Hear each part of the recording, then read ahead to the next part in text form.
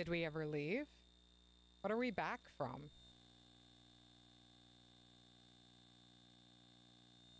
We're back. Back from Mac. Back from Mac. Back to Windows. To the Microsoft Entertainment Pack. Back to our suicide pact with Microsoft. Fun! Wait, is this allowed? Is this one free sale? They're all like games from Microsoft Windows Entertainment Pack. But with music now. Da-da-da-da-da.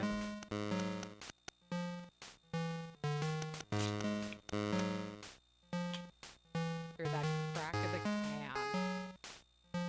Alright. I'm already dead. I'm already so fucked. That's just this game. I don't know, it's hard.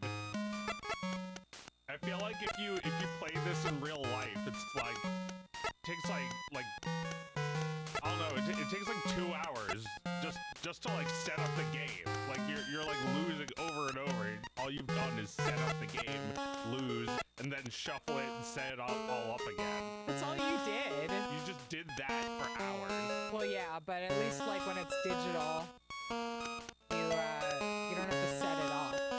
Why are they taking dealers' jobs with computers automatically dealing cards?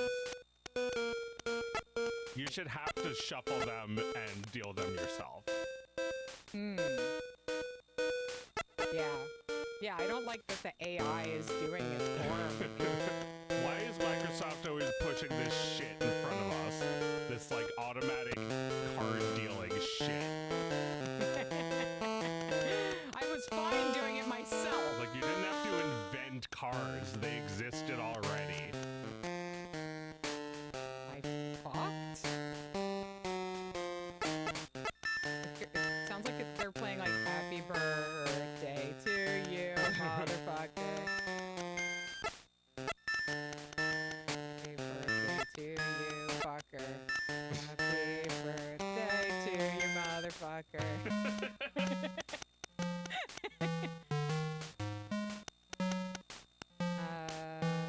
Is your birthday over yet?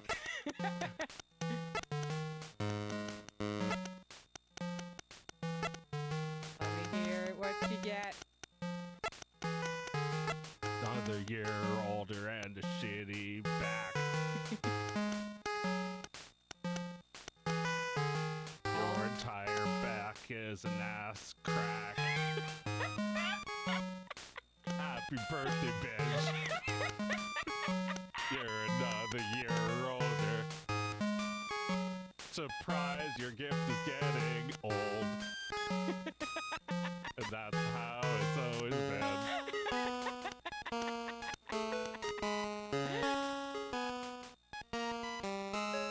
Oh man, you know. The game audio is loud. Oops. One moment, please. Yeah, we had this problem last time.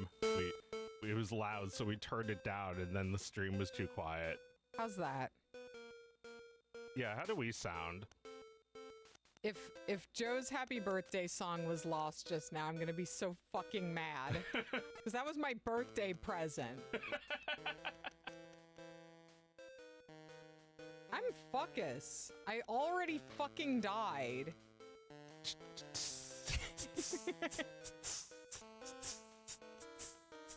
Just a merciless, stanky music. You could make it out. Okay, great. Hooray. I think I'm dead. I'm just gonna die a little bit before I die. It's not your birthday anymore. I got you a calendar so you can see what day it is. It's not your birthday. Don't go shorty. Yeah, no. All right. One more try. How do I pledge my loyalty to the king and fuck this game?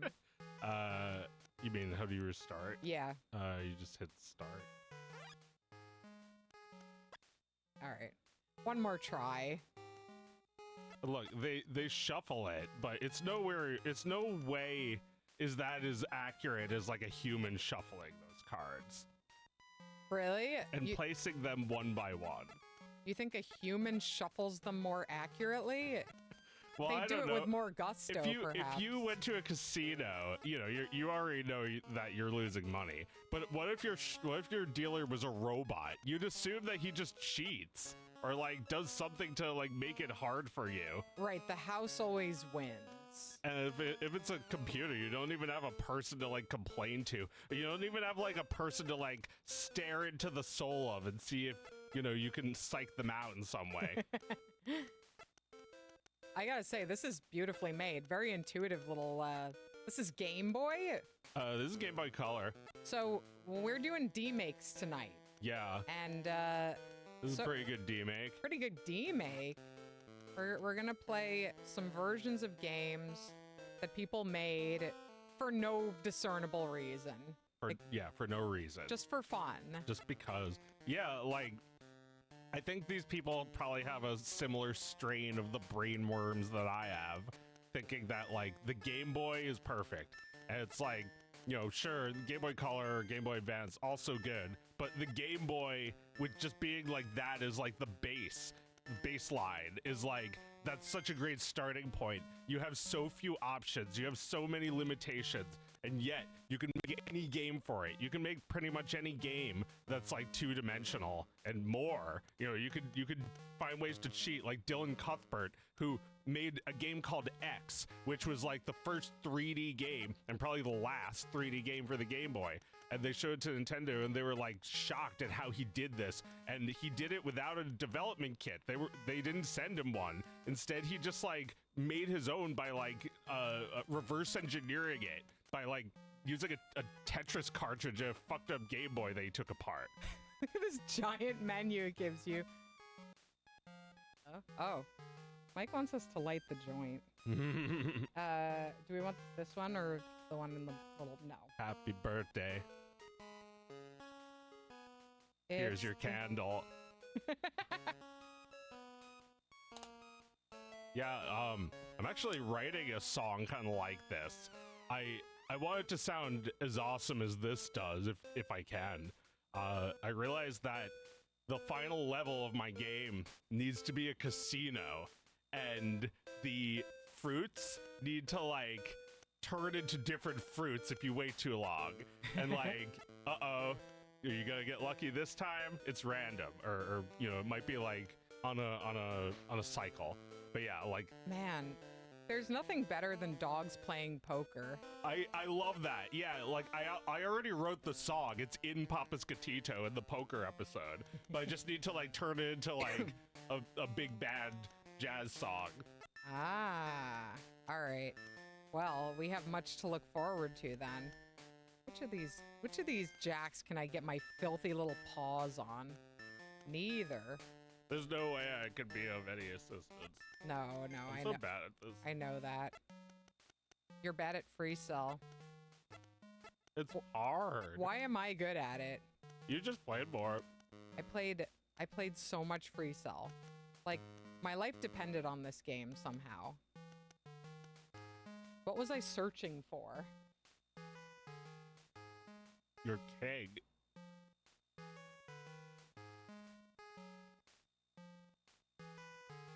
You're right, I was searching for my king. And I found him and I'm still playing. I still love this game. I played this game last night while I was falling asleep.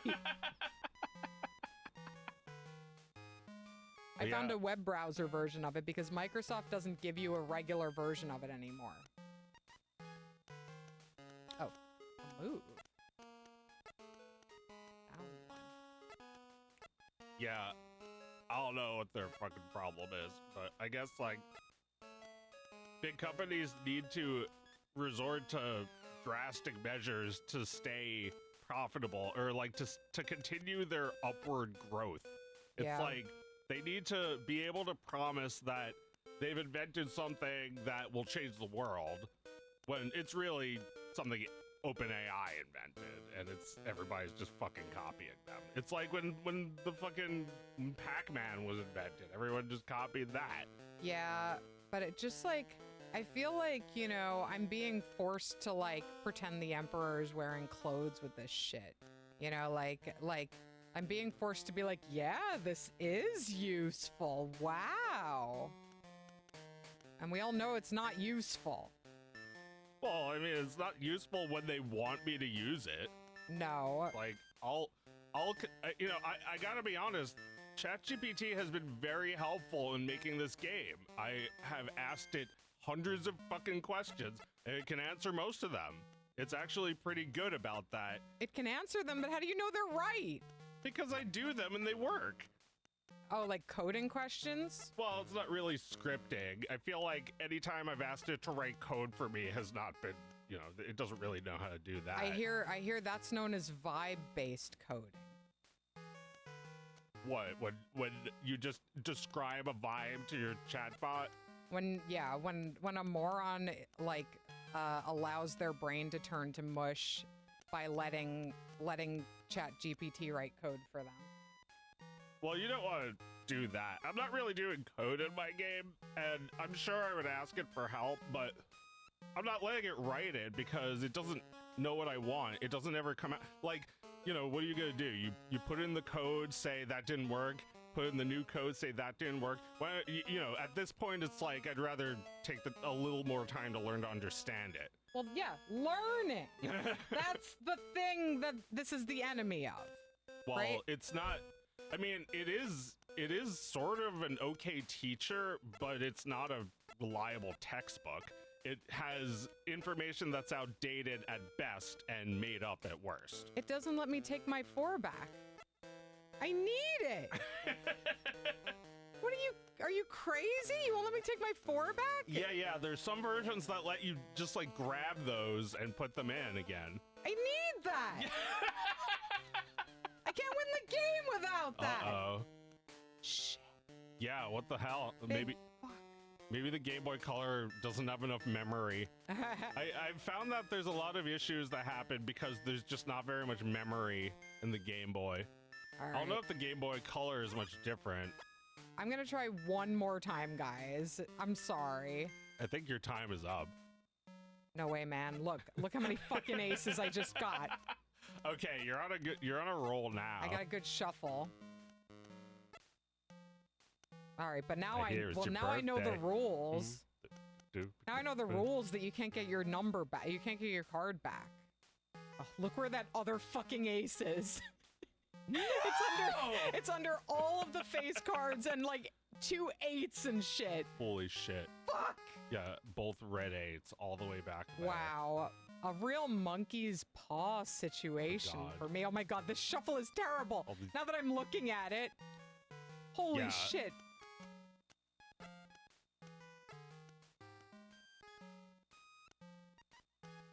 Da-da-da.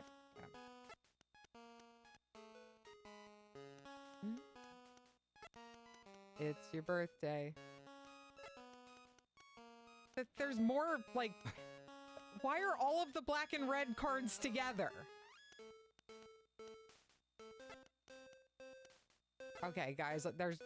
How am I ever going to get through this? With save states. Would anybody like to watch me try to do this? Speak now or forever hold your peace. Okay, what's my strategy here? I gotta get that ace. There's no game without that ace. Yeah, I mean, I don't think I've ever beaten a game that looks like this. There's the one red queen is under this, and one red queen is here. Okay. What I need is my own. Pretty far. Yeah, what I need is my own space. Oh wait, I can do that. Yeah. But I'll never get rid of those face cards now.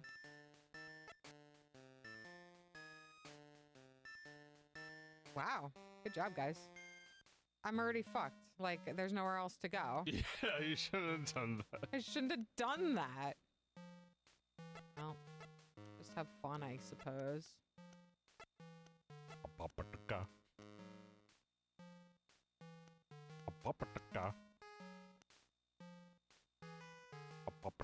There you go. Great game to whoever demade this. Yeah, wait, there's more. This has nothing to do with Microsoft, right? I mean, it's made by Microsoft. They made this Game Boy game? Yeah. All right, well, I guess you gotta hand it to Microsoft.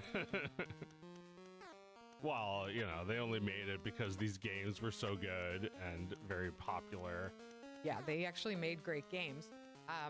Microsoft today, to date this particular episode, laid off 6,000 people. I don't know.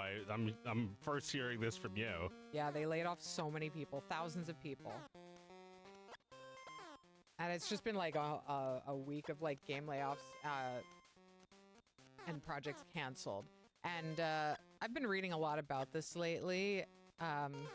This idea that like video games as we know them are fast like approaching like we are at the precipice before we fall off this cliff.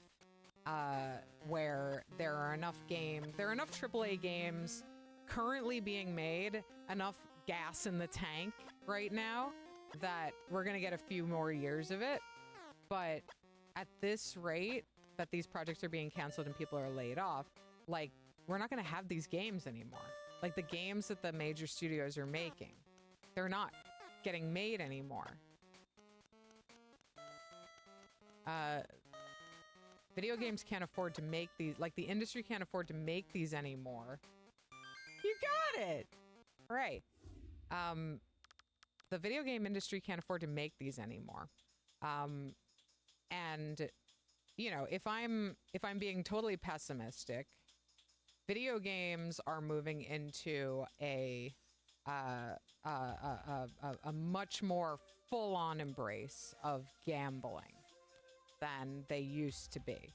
And video games are going to become more live service, you know, freemium, and, you know, they're going to focus on the addictive properties of the games, not the robust, technological, cutting-edge, massive scale of the game.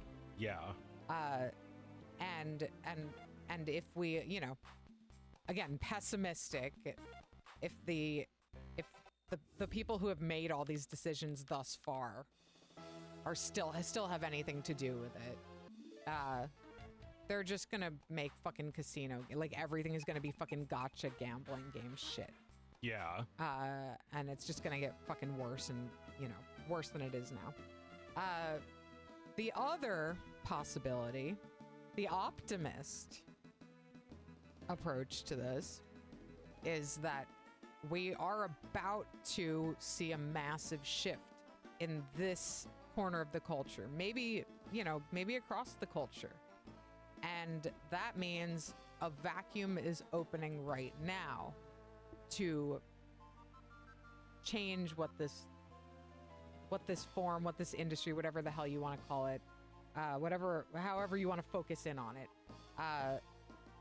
redefine what video games are for the next 5 years.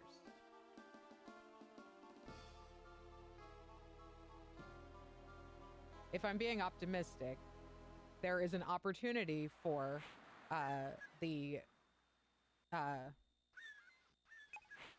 most transformative voices in video games to make a difference right now.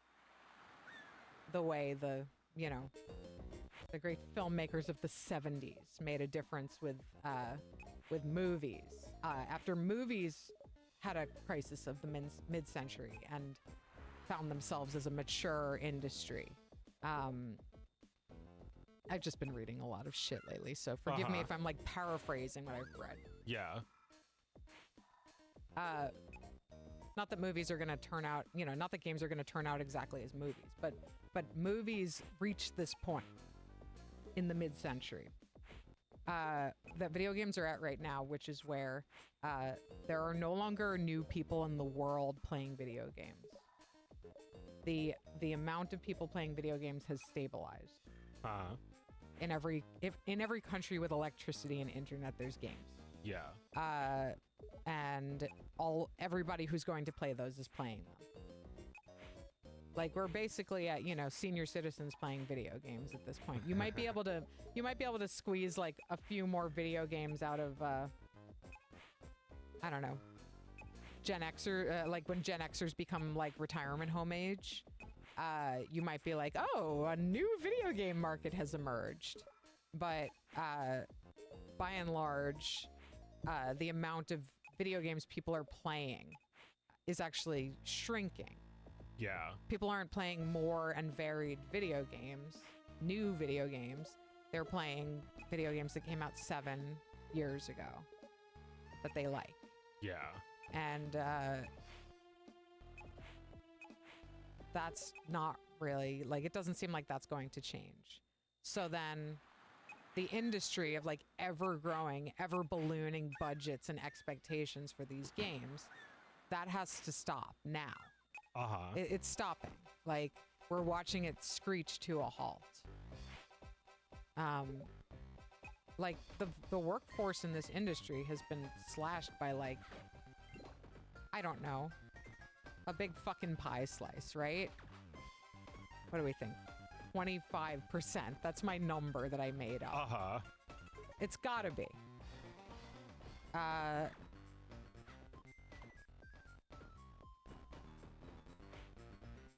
don't know. Like, this used to be a AAA game, you know?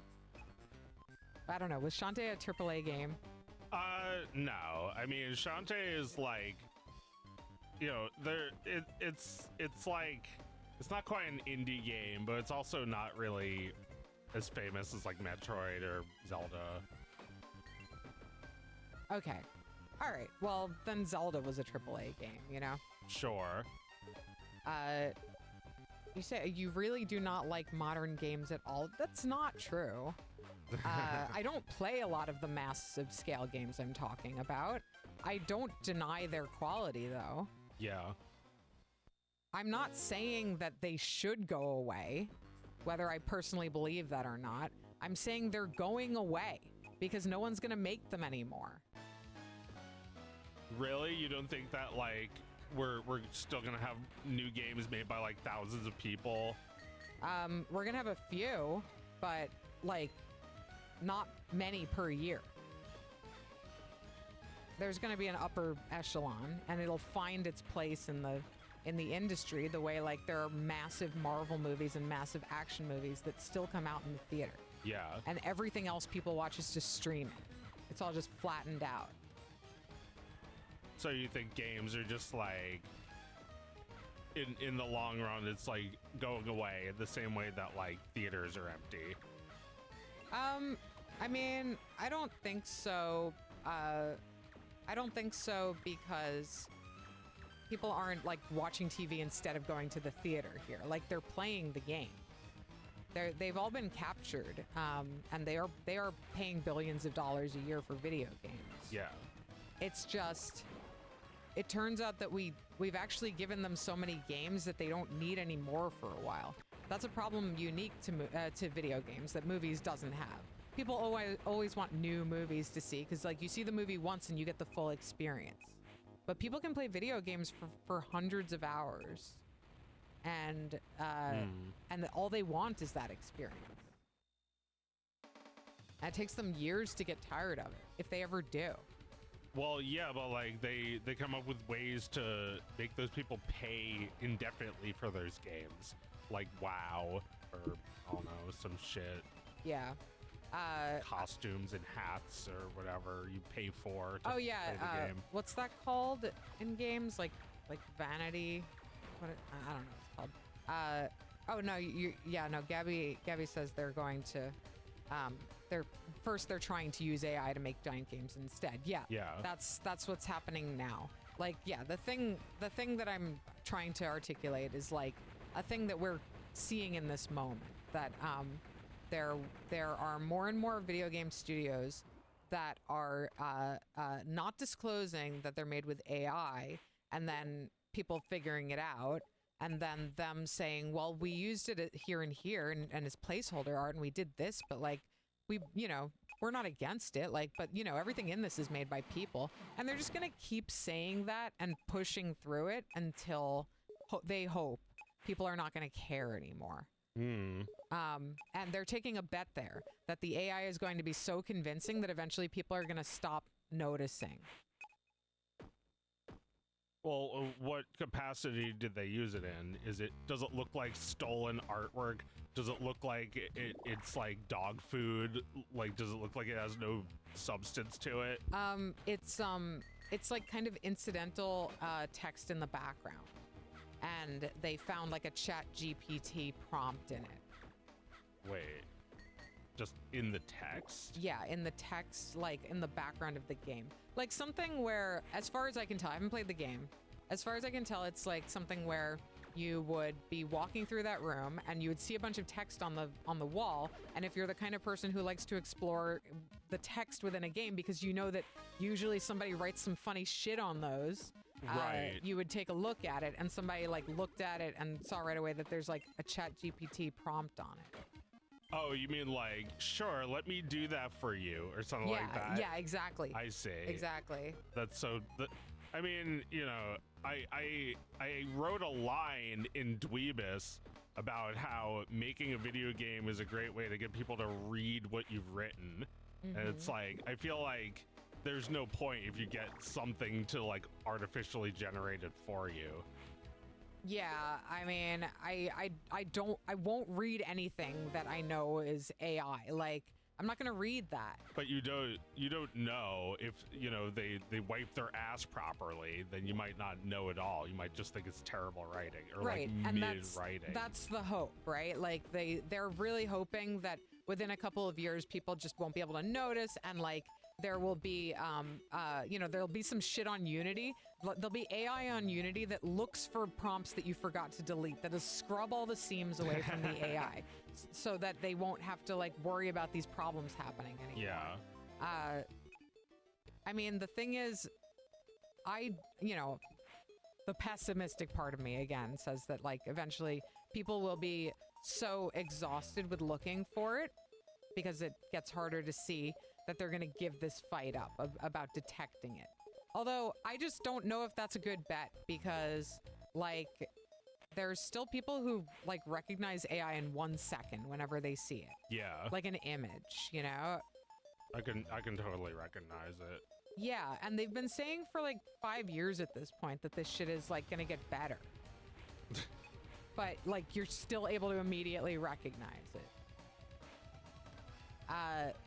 So there's never going to be like, you know, a lack of a consensus around stuff like that. Yeah, like I don't even want it to get better, because that means training it on more art.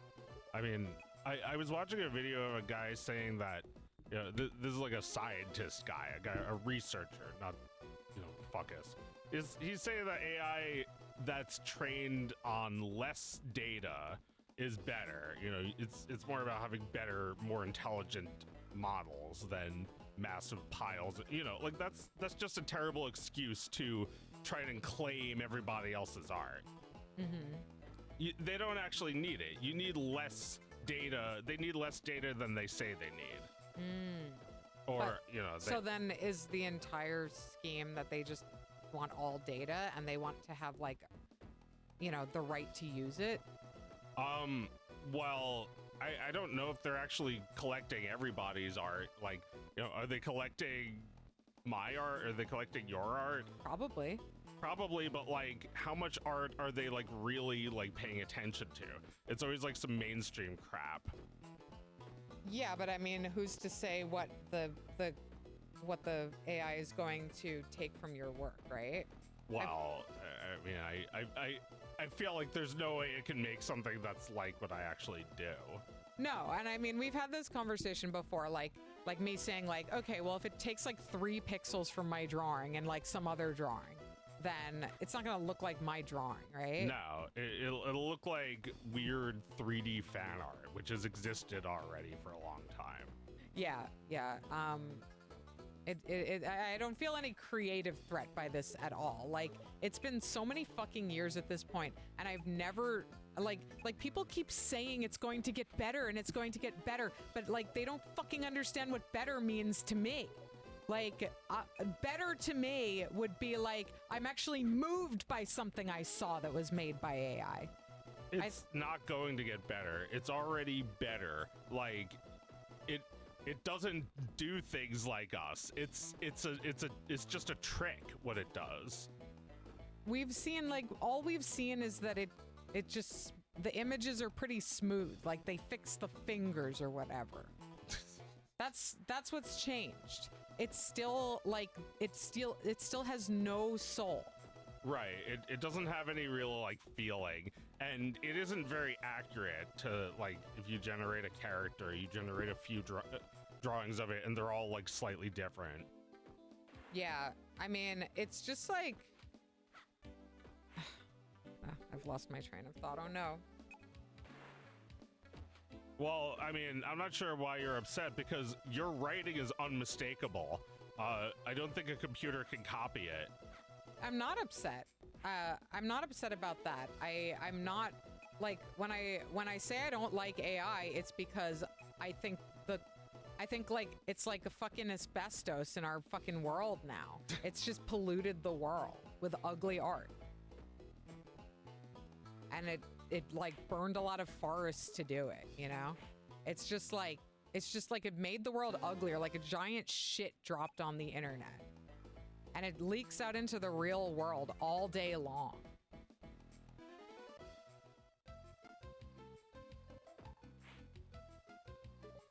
Yeah, and like we have to look at these guys like Sam Altman posting stupid fucking Spirited Away insult to life itself.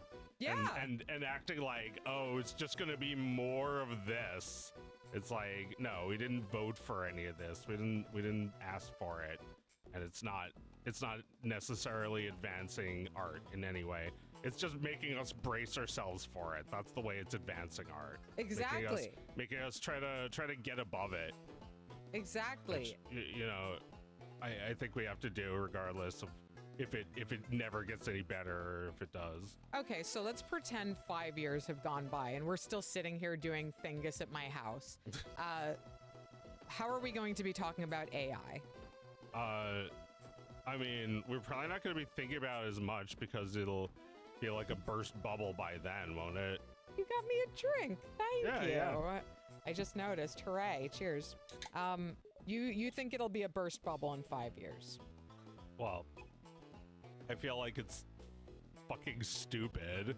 Like, now it's like, how can you convince me that it's worth what people think it's worth? It's just like every bubble. It's like something that exists, but people are they're assigning a value to it, like a Beanie Baby. You think the attitudes towards AI share something in common with the Beanie Baby craze? Yeah, I mean, it's similar to NFTs. It's like just like an asset that has a meme value. It's just a meme coin. $sign poop nuggets. It's funny. Dog of wisdom meme coin. People trade that shit. Oh my god. They trade dog turds. Yeah. Why am I lost?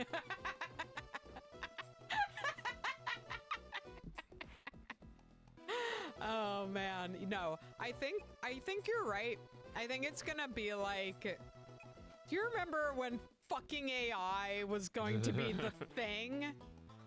Well, no, I mean, it is a thing. It's just like, I don't want to hear about Microsoft ever fucking talking to me about it. I don't want it pushed in my face.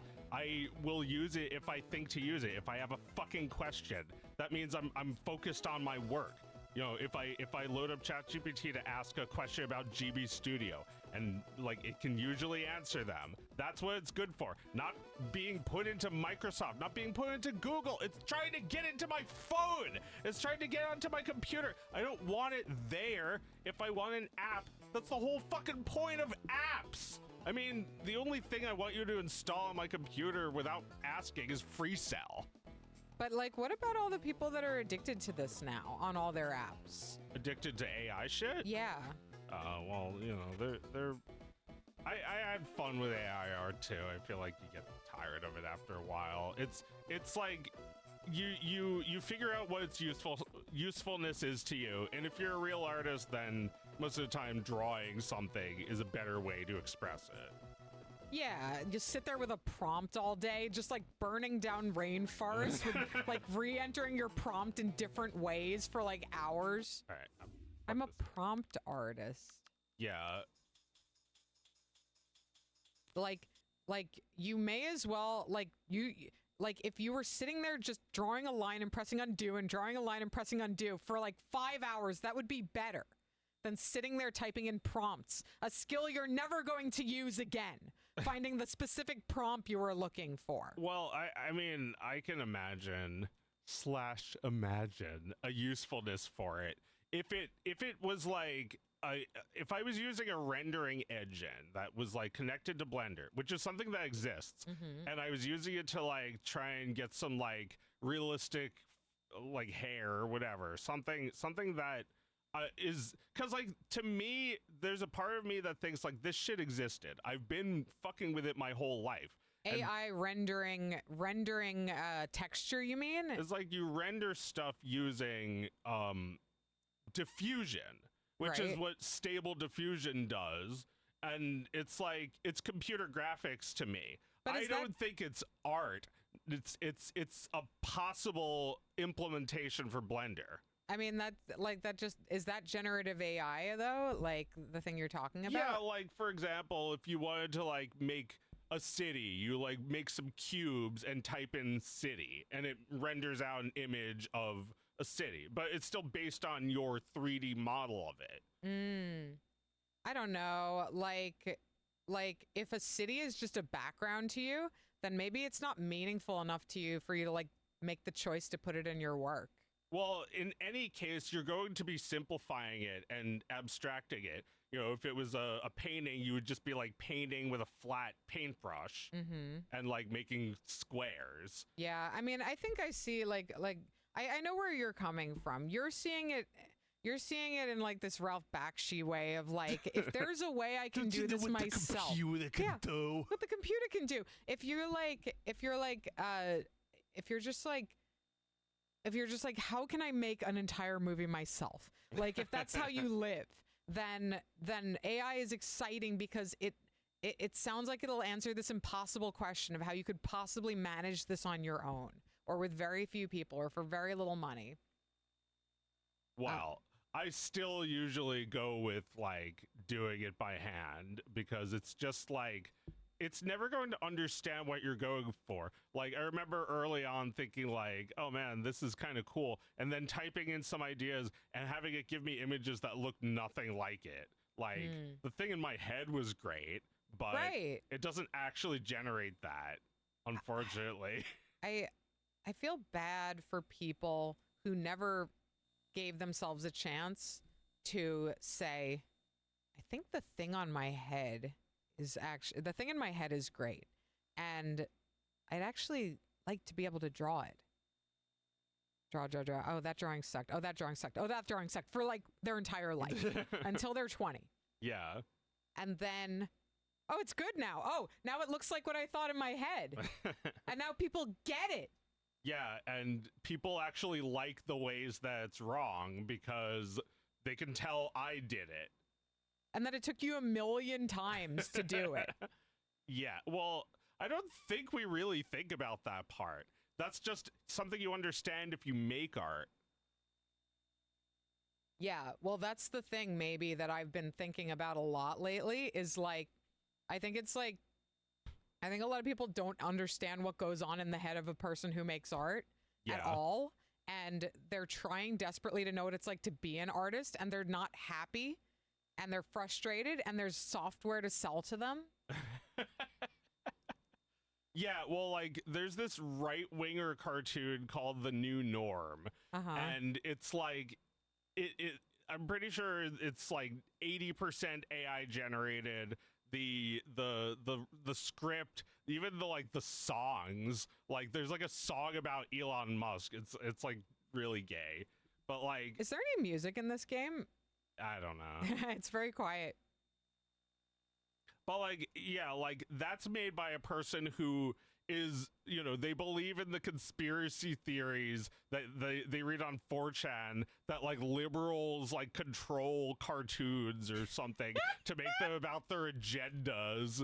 It's like Steven Universe is a gay cartoon. So, you know, okay, then make your gay cartoon, I guess. Yeah, no, you would not be mad about how gay this was if you had a not gay cartoon of your own. It's like literally gay. It's like sucks Elon Musk's dick. Right. It's wait, it's gay to be like that, you mean? To think lib cartoons are like, wait, does Elon Musk complain about Steven Universe? I mean, I don't know if he's formally done so, but he makes an appearance in this cartoon, and it's like the weirdest shit. It's like this cartoon is premiering on X.com, like as if that's a place where like cartoons are. They were gonna try and have cartoons on X. Yeah, like was Elon involved with that? Did he just like have a sock puppet use an AI to generate that? When did that happen? Cartoons on X. When was that? It's, you know, don't worry, it's all a dream. It's like that's what AI art is. It's like you look at it and it's like something's off. You know, what does that say? It's like you don't read the text. Don't look at anything for any meaning. There isn't any. There isn't any. Just look. Just look, because all we want you to do is look. We don't want you to feel anything. Yeah, I mean, yeah, it's for making quantity of work. And I'm sorry to say it, but that's what a lot of people already do. And yeah, it's like, you're free now. It's like, don't make this fucking garbage anymore. Make your weird, shitty work that everyone will laugh at. I 100% agree that you're free now. That we're all free now. It's time to be the stubborn piece of shit you've always wished you could be. Don't make something you think you can pitch. No, you can pitch it. I promise. No one's going to give you shit. No one is going to give you shit for your idea. No, they don't want your idea. Or maybe they want your idea, but they don't want you.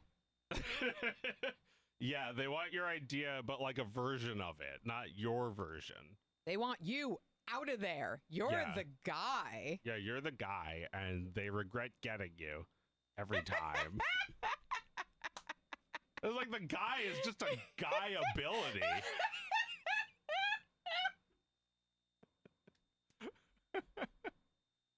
Oh, it's always good to come back to our favorite evergreen topic. Yeah. Yeah, don't get the guy. And guys out there, don't get got. No, don't get got. I mean, you know, some guys get got in old age. Like Mel Brooks seems pretty got right now. He's like 99. He's Happy 99. birthday. Happy birthday, Mel. We love you. But, you know, Ralph will never get got. I sell my stupid animation self. Yeah. I gotta buy some shit from his website. Yeah. While he's alive. Yeah, while he's still kicking. I don't want one of his drawings of clowns. I want he does a lot of drawings of clowns. I don't want them. They're beautiful, but I don't want to hang them in my house. What I want to hang in my house is a production still from one of his movies. Yeah. Or a concept art that he drew, you know? Is there anything to this fucking game? Like, let me play the other Resident Evil Demake. I haven't paid attention to a second of that. That was supposed to be Resident Evil. Yes. Okay. Well, we just got the mansion, and I'm like ready to quit. Resident Evil. I think this was the other one. Okay, here we go. Look, clowns is what he wants to draw. He wakes up, he sits down at his canvas, and he makes a clown. And then he sells it for a few bucks. It sounds like a good life. He's adored. Right? Ralph Bakshi can just be adored and sell a couple of little drawings every couple of days. Well, yeah, I guess. I don't know. He's chosen the hard route. He's chosen the fucker's path. Absolutely. I mean, he still has to work. It's not. It's not easy. It's not easy for me trying to follow in his footsteps. Yeah, the fucker's path. It is not easy. but you know, it's doable. I watched you do it and copied it. Yeah, I did it for many, many years. The fucker's path. Just like Mike knows what I'm talking about. The fucker's ass less traveled. Oh man, so many years of just being like, no, this is all I want to do. Oh, shit. This is all I want to do, and I think it's good for me to just do this. I think it's good for everyone if I just do this, because this is the thing that I can do. The path of the bast. It is a bit of a path of the bast, you know, because it is refusing to do anything else. A very stubborn way to live. And not always possible. But more possible than I ever would have thought.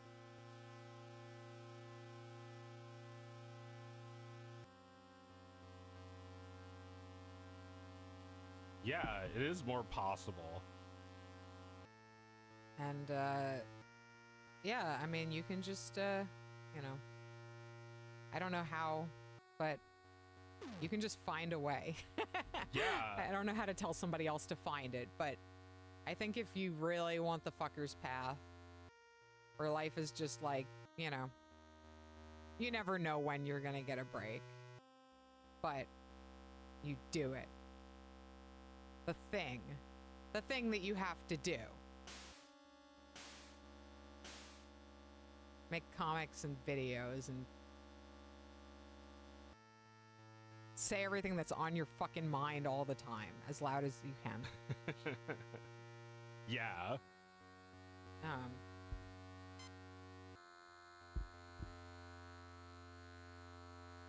Oh, he has Lord of the Rings stuff on sale? Yeah, sometimes he does. Cool. You should check it out.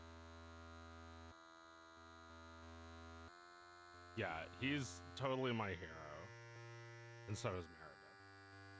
Oh. Oh no, hold on. Let me finish doing this and I'll put my... It's like, I don't know, you can't make anything real. If you know, if your boss is going to use AI to replace you, I wouldn't even pick it. I would just leave. It's not easy, but like that's what you have to do, isn't it? They're treating you like pigs. They're not even going to acknowledge you. If they have to hire you back, they'll do it begrudgingly. Yeah. Yeah, no, these people are they're treating you like pigs. Absolutely. But, you know, it's not so easy. The thing is, like, we began the fucker's path before, say, we had kids. Yeah. Somebody gets laid off from one of these jobs, and it's like, well, I can't take the fucker's path. I can't, like, move my family to the woods or whatever, you know? Yeah. But if you have a chance, if you never took the fucker's path and you feel like you'll be sad if you die and you never took it for a little while, you really want that, then you should blow things up and go. Be like, this is what will make me happy, my spouse and child. It's like Tobias Funke. I'm going to be an actor. Yeah, be careful about taking the fucker's path. I think you have to have already been on it a little. Although, you know, better now than never. Mm-hmm. No. Better now than when you're even older and more regretful that you didn't take it. Take it for a little while, you know? Not everybody wants to live a fucker's path their whole life, but try it out. Yeah, I mean, I really respect people who take that path in life. I mean, I don't know. I kind of think that I have to. Like, I had to. I don't know if there's any other option. It's like the Ninja Turtles. This is the only job we're qualified for. Like, being heroes, the only job you're qualified for. They can't deliver a pizza. It would just be crumbs by the time it gets to you. They're you know, it's like a fish. It's like what Einstein said. It's like if a fish was trying to climb a tree, you called him an idiot. He'd believe it, but he's not supposed to be doing that. It was like everyone is genius, but oh yeah, I learned something interesting about Einstein. First I'll finish the quote. He said everyone's genius, but you know, if a fish was trying to climb a tree, it wouldn't believe it. Like, because it's doing something wrong other than what it's supposed to be doing. What it's supposed to be doing, right. The fish shouldn't aspire to climb a tree. That's not at all how the fish must live. I find this quote even more interesting after learning something about Einstein. That when he died, he left in his will. He's like, please don't, like, please don't examine my brain. And like they did. They stole his brain and they ran tests on it.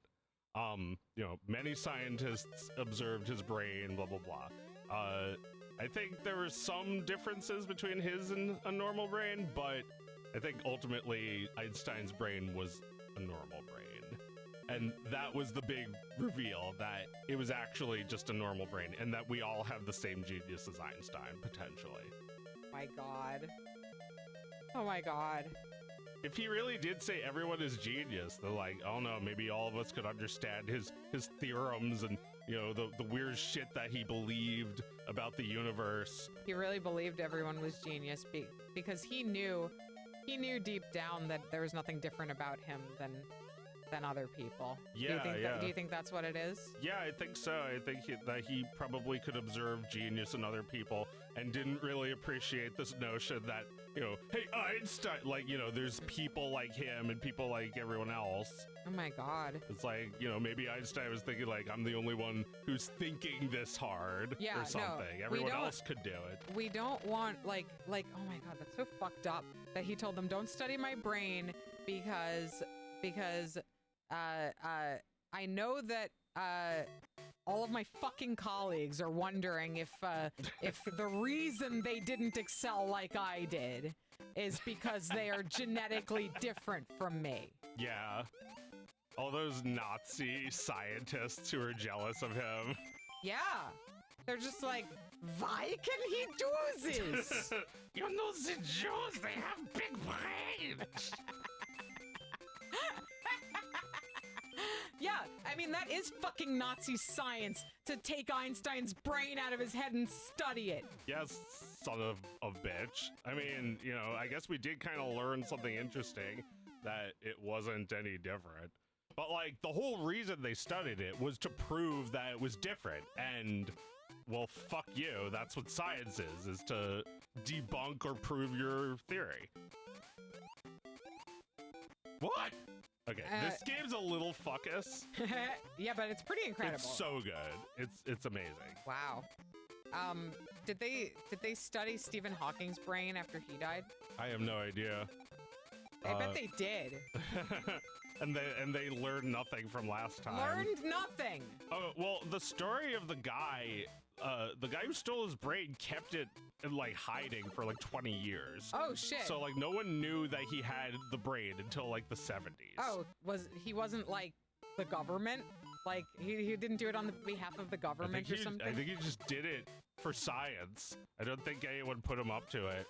For some reason, like when maybe someone wanted to buy it, I guess. For some reason, when you said this, it was like, I don't know. There was like some public body that felt they had the right to study Einstein's brain for like cultural significance. Oh, well, I don't know. Like, scientists are probably weird about that. There probably are actual mad scientists in the world who step over the boundaries of what's acceptable for science. I mean, just look at OpenAI. They don't give a fuck. But Einstein asked them not to do it, knowing that they wanted to. Yeah. But it was just one guy. It was just one crank who stole his brain. And well, yeah, I feel like only one person can steal the brain. But a lot of people have slices of the brain because he sent it to scientists around the world. Oh, and they just like, did they know it was Einstein's brain? Of course, yeah. They wanted to do an autopsy of Einstein's brain. So this was like study it. There were like quite a few people involved in this heist of Einstein's brain. Well, I don't know because it was 20 years later, so I don't know if the scientists who studied it besides the one guy who stole it, were involved with the heist. All right, I think I could watch a 45-minute YouTube video on this. Yeah, I'm sure most of my information is like wrong anyway. But Who cares? we do no, I care. See, the thing is, on Thingus, we say stuff because we're thinking things, and sometimes, we're a little fuckus. We might say something just because it supports what we're trying to say. Oh yeah, sometimes it is just categorically untrue. I don't know if Einstein's brain actually was the same as everyone else, but that's what we're going with because I think that is the statement I need to make right now. I mean, you guys know this if you watch the show, right? We're not. You should do your own research before you proceed with anything that we might have talked about.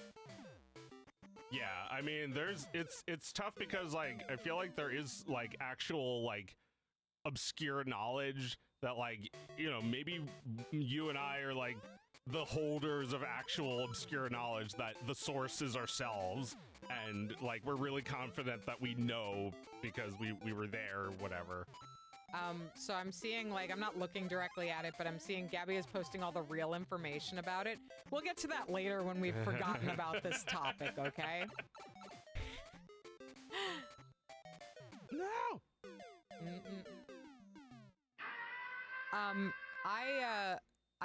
I was listening to a Chapo Trap House this week with Larry Charles as a guest, and he was talking about all the shows he's worked on, and I was surprised to find out that he's an anti-Zionist.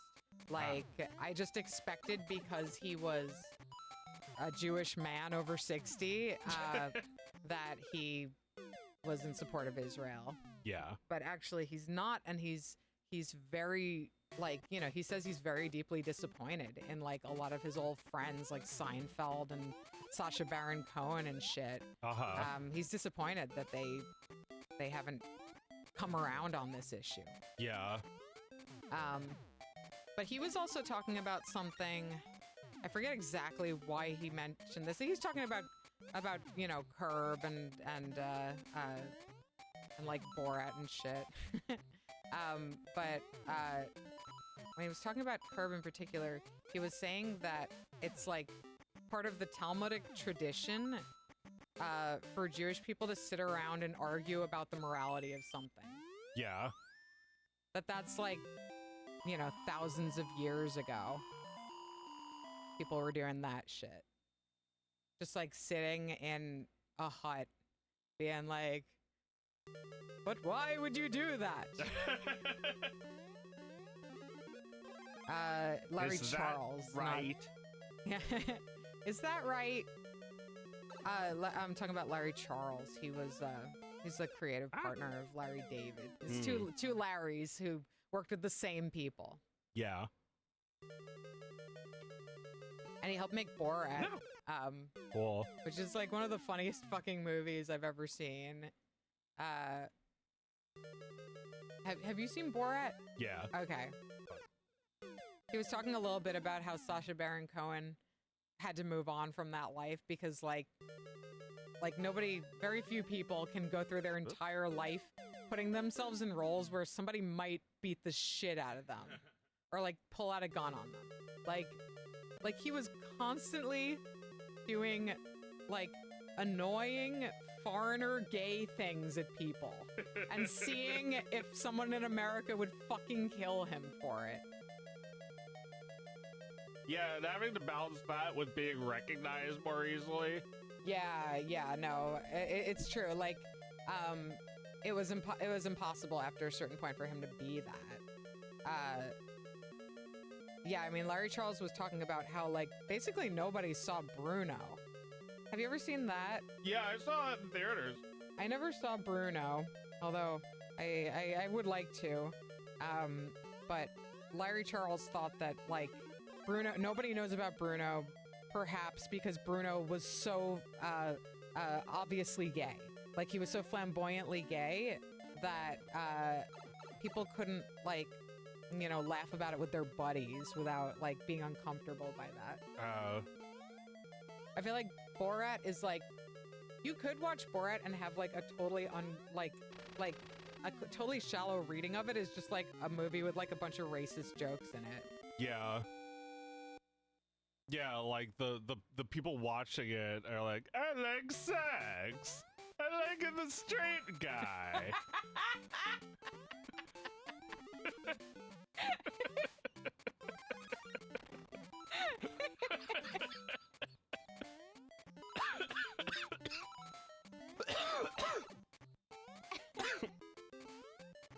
Don't like the Bruno, very gay.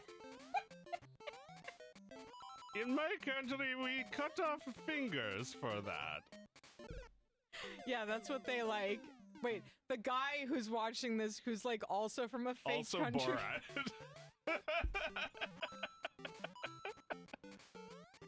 It's very nice, the Borat. Oh, speaking of very nice. So nice. So nice. Oh, there's a game. Is this so? She is a so nice. This game, she is just so nice. We went to too many games on Sunday. It was like family fun day. Family fun day. Family fun day. We showed up and like, I knew Charles Martinet was gonna be there that day, and we showed up right at opening hour. I was like, I bet I can grab an autograph from Charles if I head right over there in the morning. And sure enough, there was like, you know, there were maybe like 15 people ahead of me. And it took like maybe 30 to 40 minutes to see him. And then the rest of the day, the line was like loaded up. There's no way we would have gotten it. So it was awesome that we got in early. I went with Joe and with Oscar, and we went with Joe. And I don't know if you went there to meet Charles. Was that your intention? Yeah, I was excited thinking to meet Charles. I felt like I wanted to say something else to him, but I choked and didn't. I said something different. I thought what you said was very sincere. Yeah. Yeah, I thought so. Like, just the way you put it, you know? Yeah. Like, thank you for your games, Charles. It was something like that. He was like, thank you so much for playing my game. I was like, thank you for voicing them. Yeah. Yeah, that's it. Yeah, no, I think he got where you were coming from. And, you know, he hears a lot of, you know, like people treat him like a novelty, I think, but like people also consider him very, very important. Oh yeah, he's given us so many funny voices.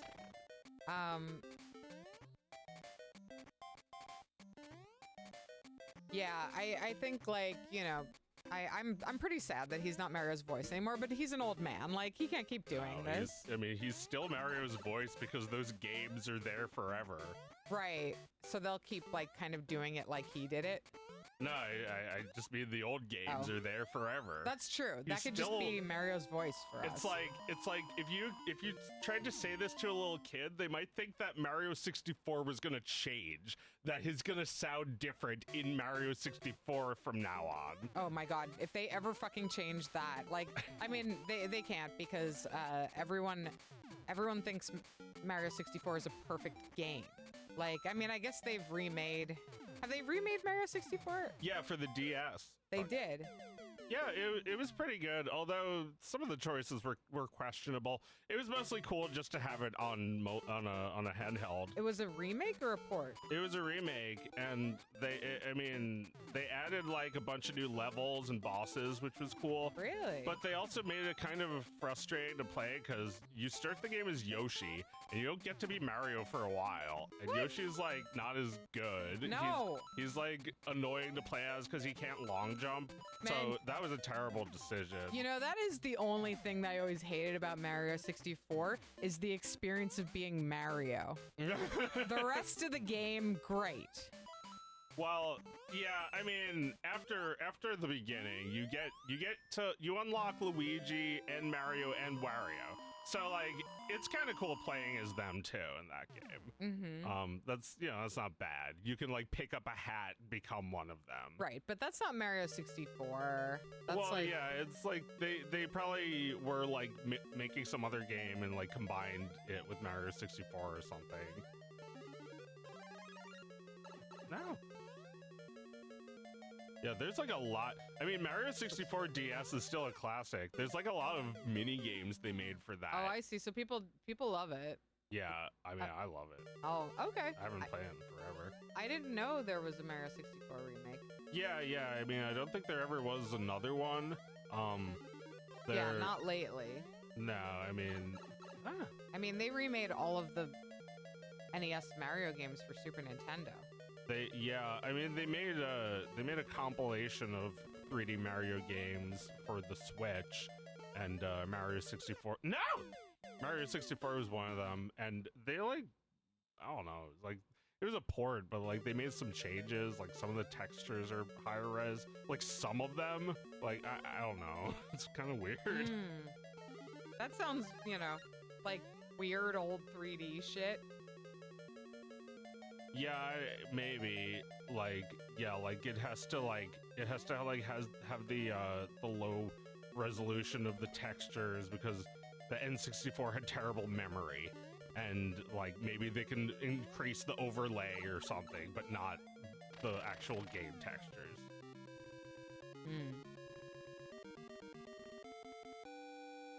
I don't know. I don't know about video game remakes. Nah. I like Demakes. Demakes, This is cool. This is cool. And kind of Crundus. Kind of Crundus. It's like they're trying to find what is like most fundamental about the game. Yeah. And like if they had like they're pretending that like they lived in an age where Game Boy games of other games were made. And that they could simplify a game so beautifully. Yeah, it feels so satisfying to be able to fit it in a little box like this. Yeah. So, is this made by using the source code for Super Mario Brothers at all, or is this purely like coded from the ground up? I don't know anything about this. It's what is it called? Super Mini Mario or something? I don't know. But yeah, I have no idea how they made it, but it's awesome. It's incredible. Yeah, like you can download a dev kit and use like tools programmed in C to make Game Boy games. You can use GB Studio like I am, and I think there's other like environments you can make Game Boy games in. It's amazing how many people love Game Boy games. Yeah. Yeah, I think you found your video game community. Maybe I have. Yeah, maybe I'll find other people who are interested in making shit like this. I don't know if I would do it, but I realized that like you can make a real like epic game. You can make a 90-hour RPG, and you'd only have to change the batteries once because they last like 45 hours. Holy shit! Well, you don't want your game to stop working when you make it to the end of the game. You want them to charge it a second time before they get to the ending. Yeah, you have to get batteries a third time at the 90-hour mark because you have to play another game next. But yeah, like there's never-ending games. The Game Boy is perfect because there's never-ending games for it, and none of them cost anything. Right.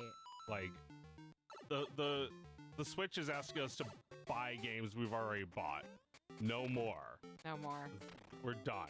You are truly now motivated by spite, by anger and spite. I think so.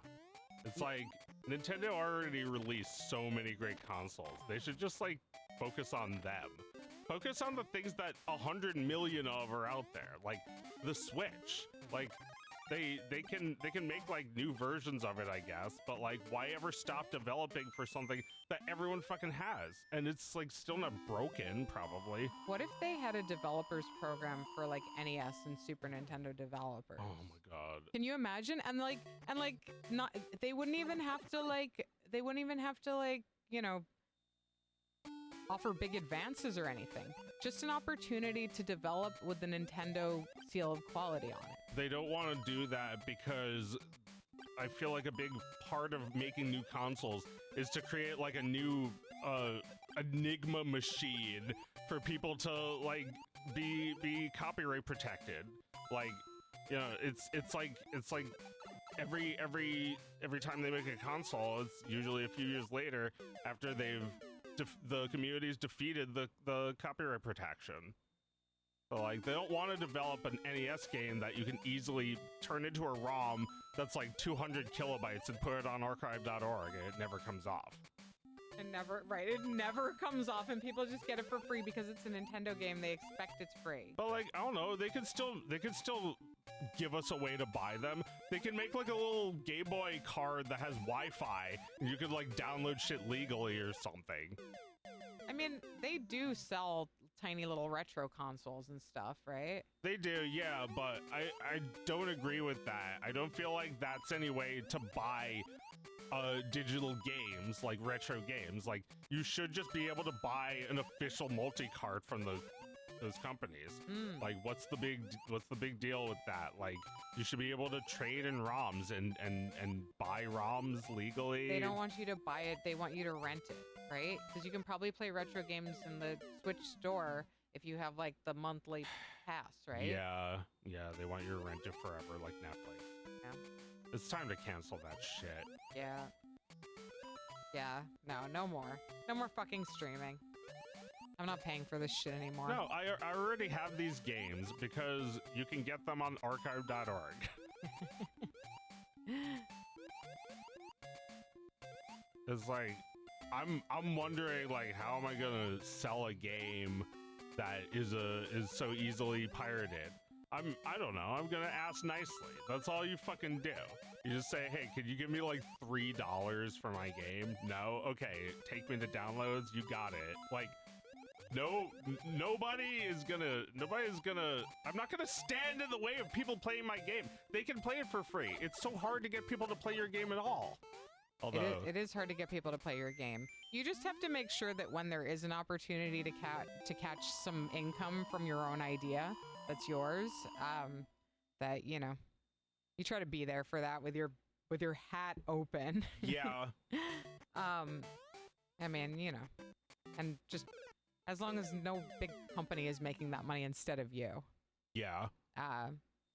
It's worth putting a price tag on your game. I think I'd like to publicly pressure you to put a price tag on your game and not sell it for nothing. Well, yeah. I mean, it's like there's gonna be like 5 levels, so I don't know, $5. I think $4 sounded good. Yeah. When you said that, that sounded good to me. But five, you know, your game is worth it. It's just a matter of like how much you think people are going to be like, oh yeah, that was worth this amount of money for the amount of time I played this. Well, I don't know. It could be less, like $2.99. I think 4 is fine. Uh-huh. I think it's nice and cheap for the most part, you know. Kids can get a $4 game, right? I guess so, yeah. I don't know. Look at comparative games. Look at other games that sell well and stuff and see what the price is. Well, yeah, I mean, I feel like there's a range of what I could sell my game for, like, between $2 and $8 maybe. So $4 is like in the middle. Yeah. I think look around a little bit. Do what we call market research. Yeah. Look, even Ralph Bakshi has to think about this shit once in a while. Yeah, I mean, what genre do you think? Is it like a puzzle game? A action game? No, it's more like an action or like a I don't know, like it's a little bit like it's not a shooter. It's like a space, like an outer space action game. Yeah. Uh, a spaceship game. Yeah, like, and look, when I say market research, I don't mean you do it before you have the idea. First you come up with the idea, and then you figure out some bullshit you can say that'll get people interested in playing it. Well, I have a series that the game is based on. So that's a pretty good start. That's right a there. good start. Absolutely. It's like the 10-year anniversary is this month actually, and I'm trying to finish the game, and yeah, I don't know. I don't have a Dog of Wisdom episode, but I have a Dog of Wisdom game. Humming. I think, you know, if you want to go cheaper to make sure people buy it. I mean, I don't know. I don't know what price point people are going to buy it at. So that's you know what you could do? Have it normally priced at like $3, and then have like a little sale when it releases to have it priced at $2. Okay. If you want to make it really cheap. Yeah, maybe. I mean, I feel like whatever I charge for it, I also want it to be easily gotten for free. Like you. Well, you don't need to control that because people will just do that. Yeah. Yeah. Well, yeah, that's true. I never know what like shitty, crappy version of like my video is gonna have 1 million or 2 million views on Facebook. Yeah, on Facebook. Yeah, I mean, lost my train of thought. Yeah, that's not in my control. No, I mean, oh yeah, I was gonna say, like, if you put it on itch, then people have the copy of the game and they can just put that wherever they want. Yeah. So if you do that, then you're allowing people to pirate it. Yeah. Without any resistance. But it's a ROM. It's if I gave them the game on Steam, they could easily take it out of that as well. Of that container? Yeah, I guess so. Doesn't matter. Yeah, I mean, I want them to. It's free, like this shit. Like, this is an unauthorized port, and it's awesome. It is. You can't sell this.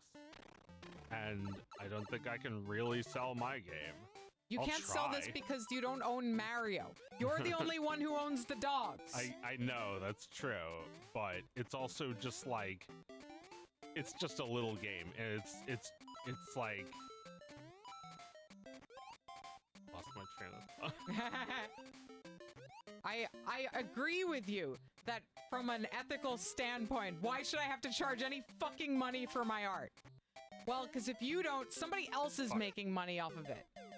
Well, yeah, there's gonna be some like crappy ass websites that have it in a browser that people are gonna play, even if I don't want them to. Yeah.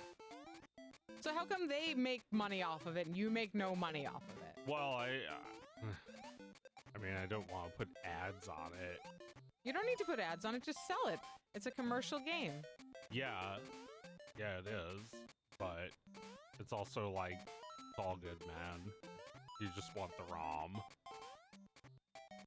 It's always implicit. Like, it's always implicit when you just don't go after anybody who does it.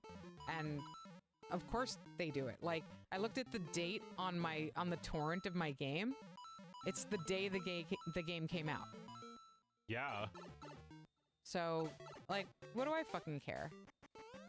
Maybe they'll tell their friends they loved it, you know? And I'll get to hear about it on social media. They'll be like, man, that game really had an effect on me. And I'm like, oh, you're 17, you didn't pay for it, did you?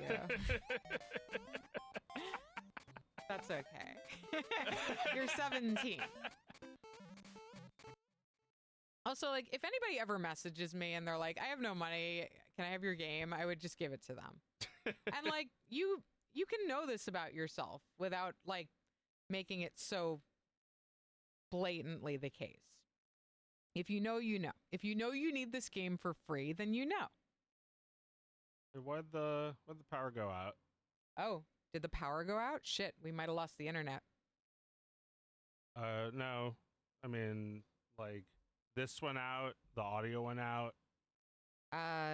Yeah, some stuff went out just now. We lost power. I don't know if we're still here. Okay, let's see. I don't know that I'm going to be able to bring the video games back. It's fortunately after 10, but let me see if I can figure it out.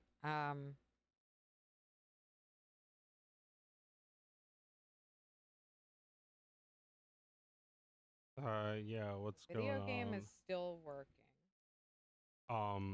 Yeah, is that power strip doing okay?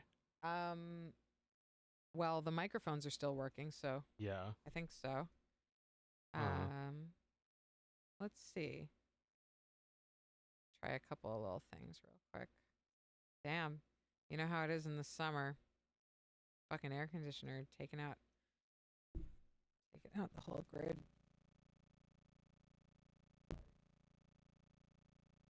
it's not a blue screen of death, is it?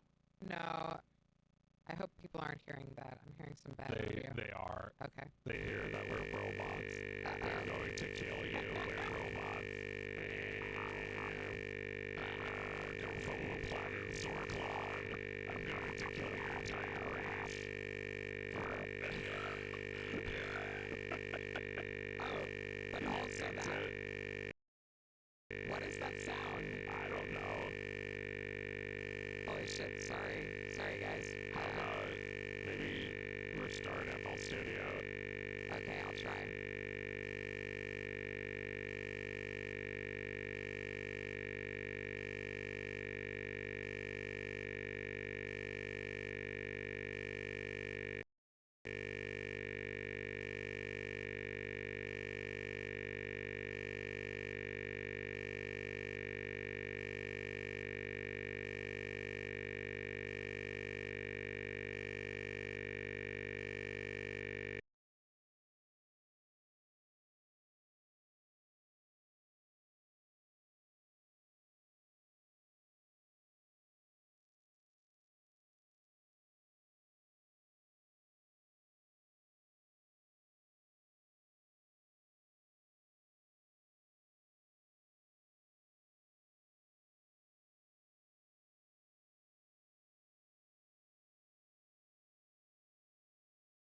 What about now? Okay, that's better.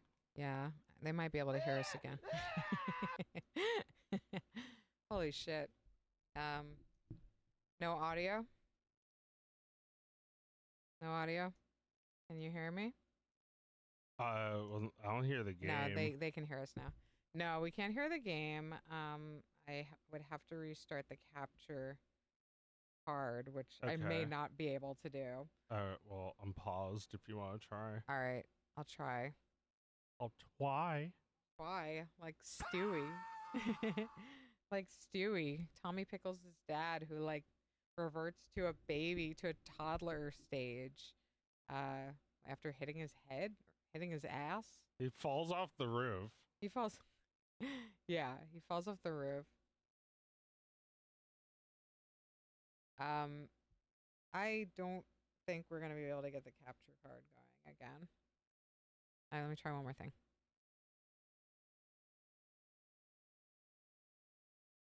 I have a question. Oh, It's doing wow. this shit again. Now I sound like a fucking robot again. Yeah, doing this again. Sorry, it may improve or it may not.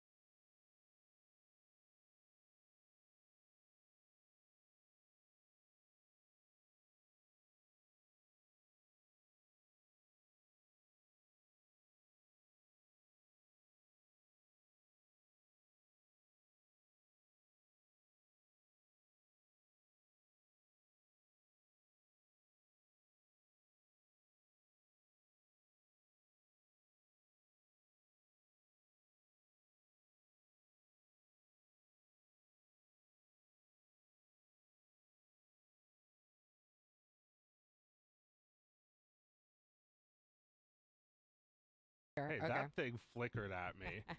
I can't believe people are still listening to this. Sorry, everyone. Well, we are not going to get the capture card back. No!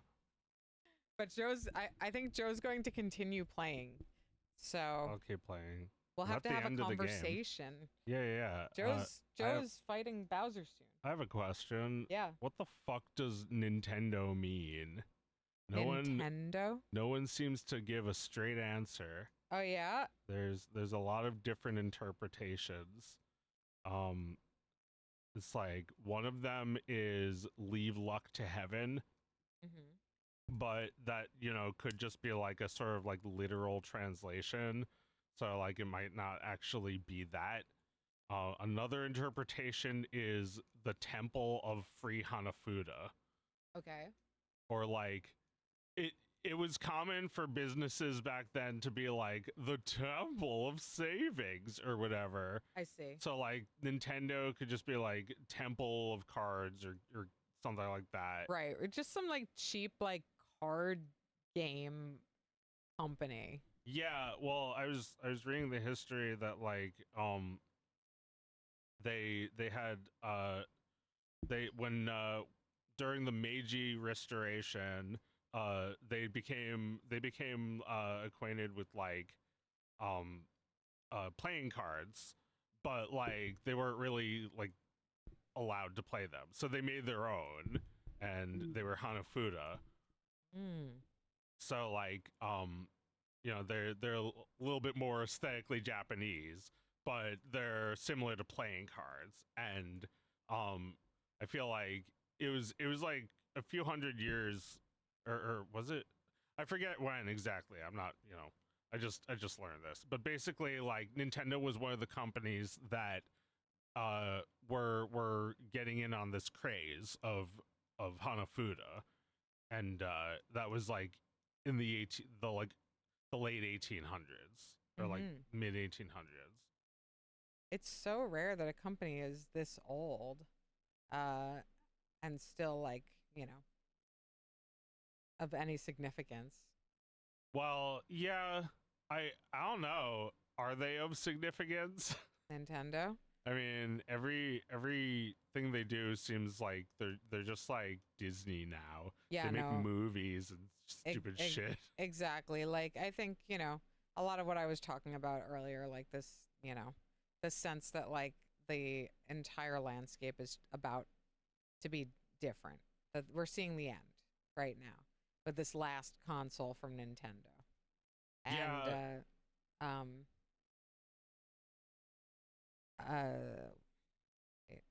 lost my train of thought. So how many times has it happened tonight? We should bring a little bell when one of us forgets what we were saying. And have a train sound effect that kills us. Yeah, it plays a screaming noise after the train goes by.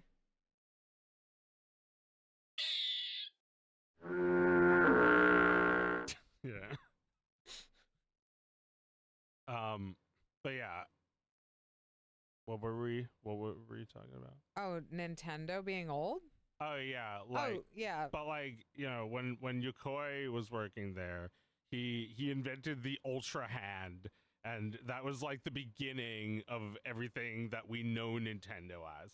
Like they made like board games, I guess. Yeah. But you know, like when Yokoi got there, the Ultra Hand and like the Ultra Machine, his wacky inventions were what they came to be known for. And like you know, it eventually became like Game & Watch and Game Boy and NES and whatever. Man. But like, yeah, this in the 60s, that's when he invented that Ultra Hand, the first thing that he was just like goofing off, inventing shit. Yeah. And he became like, you know, senior product, whatever. Yeah. Yeah, inventor. Just like what he's not supposed to be doing. I feel like you can't keep that up forever. Well, yeah, nobody could have predicted what direction video games would be taking. Well, that's why the name Nintendo kind of holds up, because they don't always have good luck. Sometimes they invent something really interesting and it just doesn't do it very well. like the Wii U or Right. the Virtual Boy, and it feels like they should always be taking those bets. Like this is why there's like a low-key casino motif in a lot of games by Nintendo, because this is their origins, and I feel like when they're taking the big risks, they win big, and that's why I'm not impressed with the Switch 2. It doesn't seem like they're making a big bet on something. Well, the house doesn't want to even appear to be struggling to win. Yeah. They arrived on a working formula and they're replicating it, Yeah. which is so boring, but it worked out with the PlayStation 2, I guess. Even Yeah. better graphics and, has more media capabilities. It's, now you can do 4K on the Switch. Well, yeah, but I mean, you could also say you have Nintendo to thank for all the projects, all the canceled projects that led to like Sony PlayStation. Yeah. Like well, yeah. the PlayStation was like when it was called the Nintendo PlayStation, like it took them years to find like actual early prototypes of them. Somebody had one in a private collection and then it made it into auctions. Cool. And like that was the Nintendo uh PlayStation was like it was just like a Super Famicom modified with a whole bunch of other shit. Kind of like a Sega CD. Yeah. Yeah, it was the hardware of the Super Famicom. So they developed it. They developed it using Nintendo's hardware. Yeah. And then they made their own version of it. Like using the hardware that they had developed for Nintendo. Yeah. So without Nintendo's folly, there would be no PlayStation. I guess not. Although they may have been developing it or coming up with ideas for it. At the time, it was just thought that Nintendo was like the guys who you want to be partnered with, and it didn't work out. So they, like George Lucas, realized they don't even need them. Yeah, yeah. Well, yeah. Yeah, I mean, I'm sure Square must have been sick of them because they didn't really look back. No, they never went back.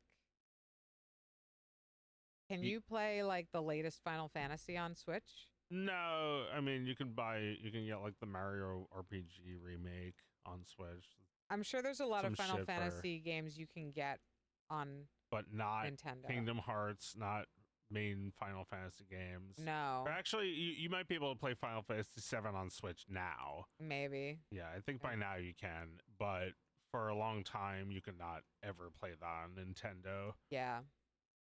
Yeah, no. I mean, that's how they got me.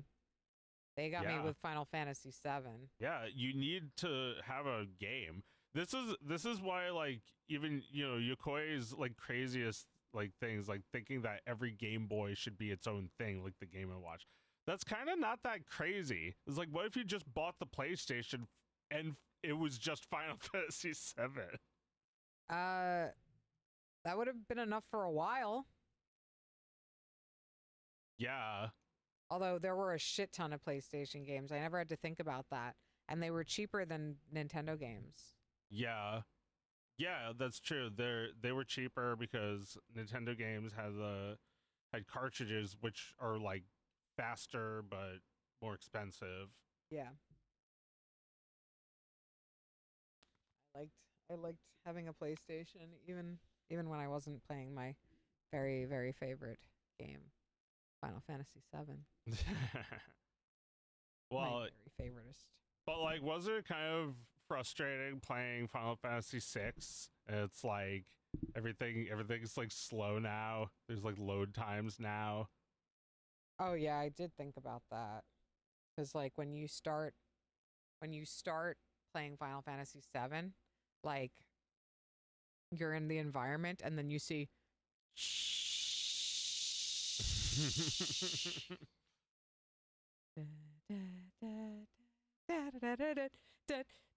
it's still loading. Da, da, da, da, da, da, da, da, da, da. Now you control it again. All right, how long was that? Was that 40 seconds? Okay, Final Fantasy VI. Walking around. Now!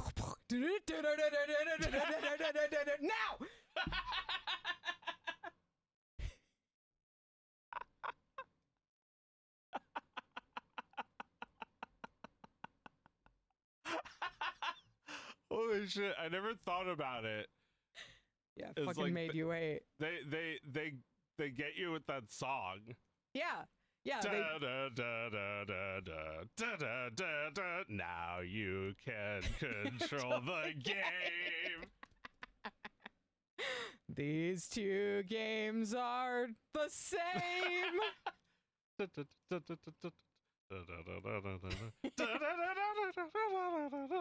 Yeah, holy shit. Like the game freezes so you know a battle is coming. It's loading. Yeah, it's loading.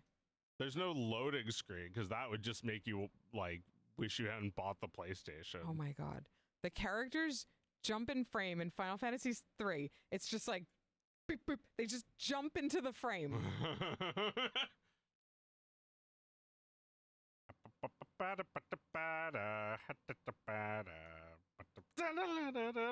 Well, yeah. Now I like. I was thinking about how, like you know, it's like cartridges were like the copy protection of back then.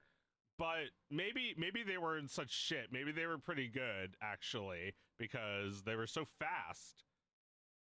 Yeah. We played the same exact games on the Famicom disk drive, and it's like loading times. Oh, it's yeah. like, wait. It just says wait. It's like a bouncer, like with his big belly is just like wait. Yeah, loading time in games sucks. My game has none. If there's a pause between something, it's because I wrote it there. Oh my god, I'm out of lives. Fuck. Oh no! I have 4 left. No! How close are you to beating Bowser? It's like 2 levels. You're so close to freaking Bowser. Get to his castle. Fanny when Seth MacFarlane did the Bowser jokes. It was funny. Remember the cavalcade of cartoon comedy sponsored by Burger King? Tell me you remember.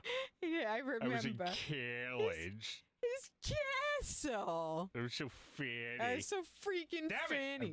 I've done that over and over. Yeah. Good times. Remember when Peter played all of Super Mario Brothers without touching the ground? Peter, you played Mario without touching the ground? No!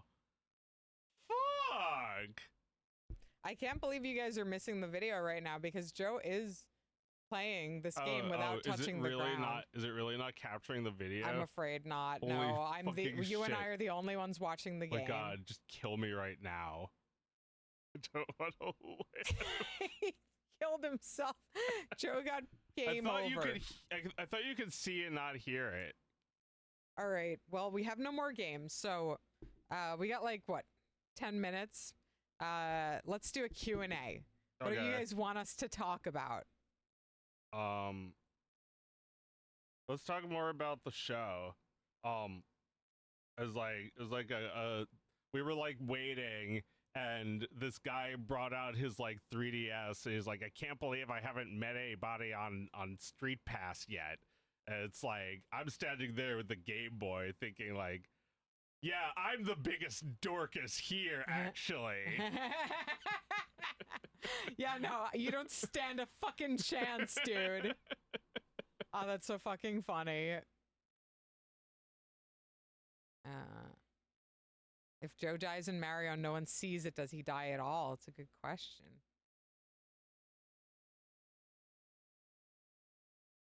Talk about South Park. I did hear that South Park is delayed. Like, Like the networks are like fucking with them right now. Like the Oh, season right. is They're delayed. suing the network or something. Are they? I don't know. I think that's the news. Really? I hadn't heard that part. Maybe they're suing someone. I don't know who they're suing. Are they suing someone? All I saw was that they put out a just like a graphic saying like things are, you know, things are hard at the network right now. Stay tuned. Hopefully we'll show you something soon. It was pretty like diplomatic. I don't know. Seems like South Park was getting a free ride for a long time. Oh, did he beat the charges? Yeah. Yeah, bad guys win.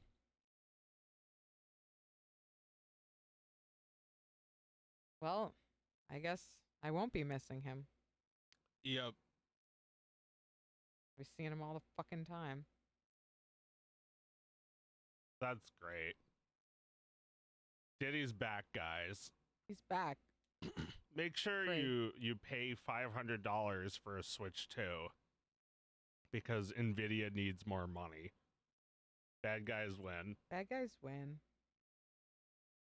Bad guys win. Boo-hoo! Losers, weepers. Switch 2, my favorite console. Jensen Huang, great guy. Great AI. Great upscale. Finally, we don't have Nintendo games that look like garbage. I'm going to kill myself if I have to hear any more of this. This is literally like I open the newspaper and that voice saying all this shit to me spews out. That is my life. Great AI, great generated genocide. Wonderful news, great slop.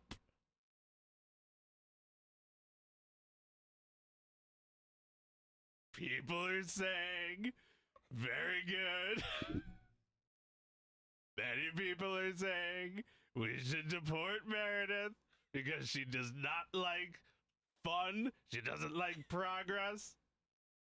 She wants us to play her woke game and not our slop game. And we love it, don't we, folks? We love our pig slop.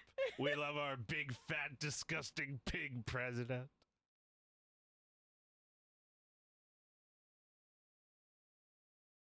And the generators, some say, are very good. Very good nuclear power. Threatening the very good Earth.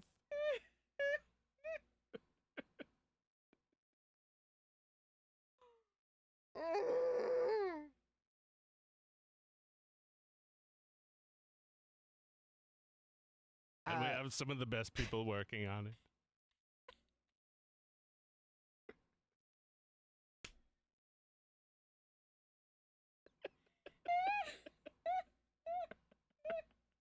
Meredith couldn't get it together. Couldn't keep the capture card capturing. Couldn't capture our attention.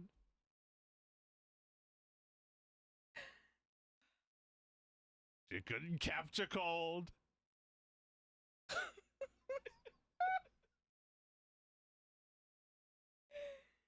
Oh my god.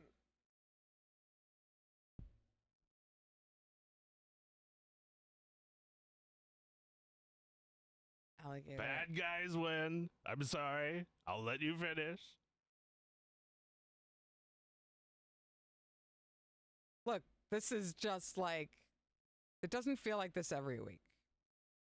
But it sure fucking feels like it this week. Like, who am I kidding? It feels like this every week. There's some shit like this.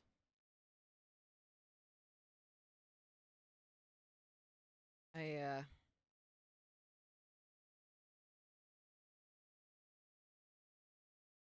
will be going to Canada in a couple of days. And I'm sorry to say that I'm going to try to think about this a little bit less for at least some of that time. I know that's not possible for people who can't leave or are addicted to looking up bad news on the internet and can't seem to stop doing that. but I need to think about the possibilities that exist in the world and not like the fucking dead end. Yeah. Dead end into hell that America is right now. You don't really have an obligation to pay close attention to it every day. Like, it doesn't make anything. It really just makes you worse. It distracts you from your important work making a Game Boy game.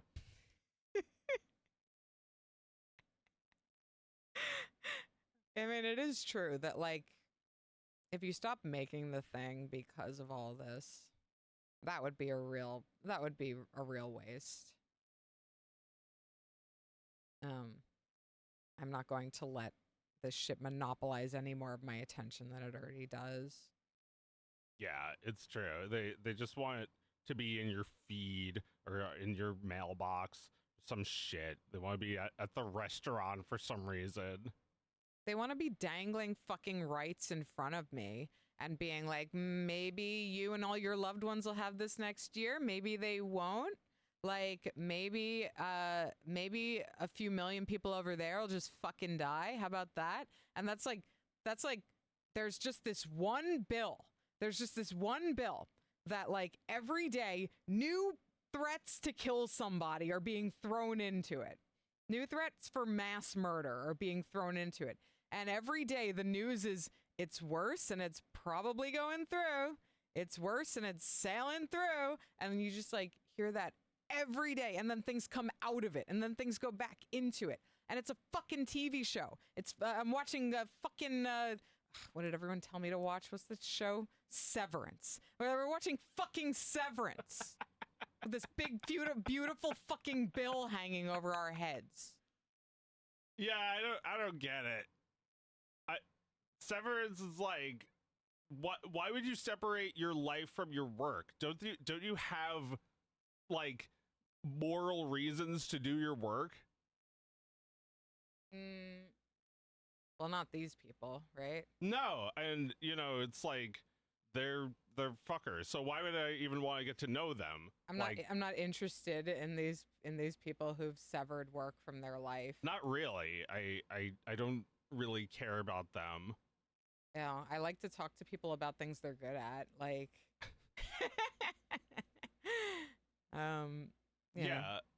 But I mean, like, you know, I've seen what you do when you meet people. You tell them like 30% into the conversation or more what you do.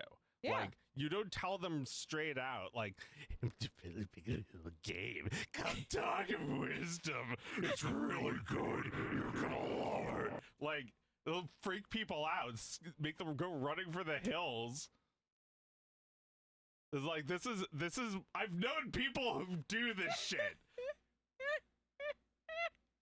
It's like, oh my god, like, what have I gotten myself into? Like, my game.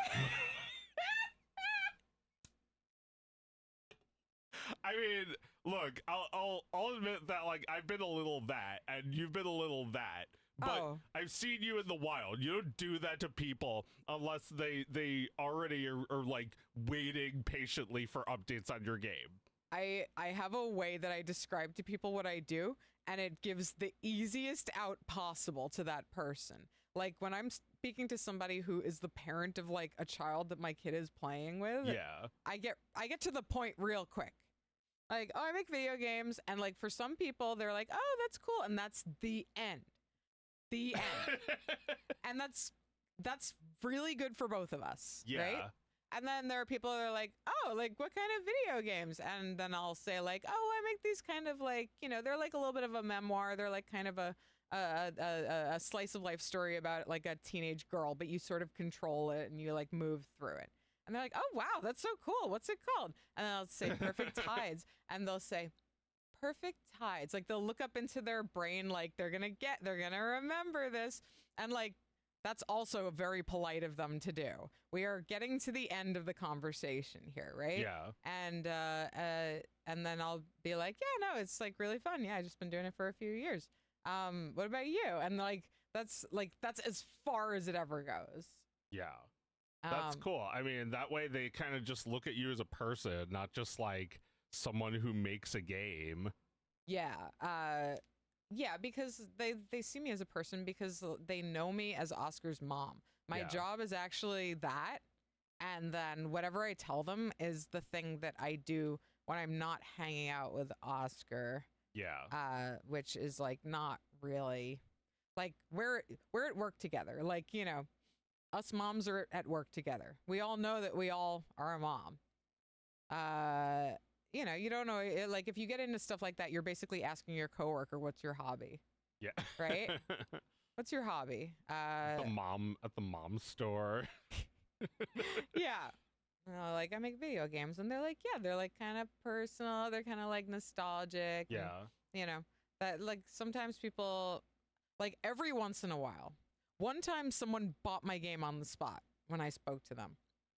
It was a bartender, and I didn't approach her about it at all. Uh-huh. I was talking with Mike at the bar, and we were talking about video games, and she sussed out that we were talking about making video games, and she was like, "I'm sorry, like I really love video games, so I like hear what you're saying, and I agree that." And then I was like, at that point we just like brought her into the conversation, and then it came up, and I was like, "Oh yeah, you can get it at that if you want." And she's like, "I will, like I literally will. That sounds exactly like something I want." And I was like, "Okay." And I was like, "You don't need to keep pretending that you're going to get the game." And then like 2 hours after I left, she bought the game. Like she wrote it down, finished work, looked at something she wrote down while she was working, went home and bought it sight unseen. With the money you just gave her.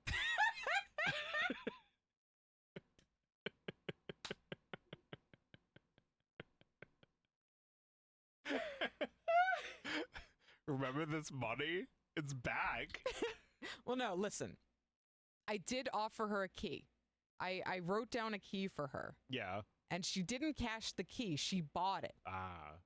So like, Nice. yeah. I wasn't trying to give her the money to buy my game. Maybe this will work. I can pitch it to bartenders. Well, I mean, it sounded like she just really liked games, and well, that's really cool, isn't it? To like meet a game developer in person. It's like, yeah, I met this game developer once when I was bartending, and blah blah blah. The game was really cool. Like, it's like that's it's like she doesn't know you, but like she lives near you. She met you, and it's like now she's playing your game. Now she's becoming intimately acquainted with you because she's reading all this stuff that you put into your game. Oh my god. Well, okay. I'm glad we don't live in the same city. Okay. I was traveling when this happened. Yeah.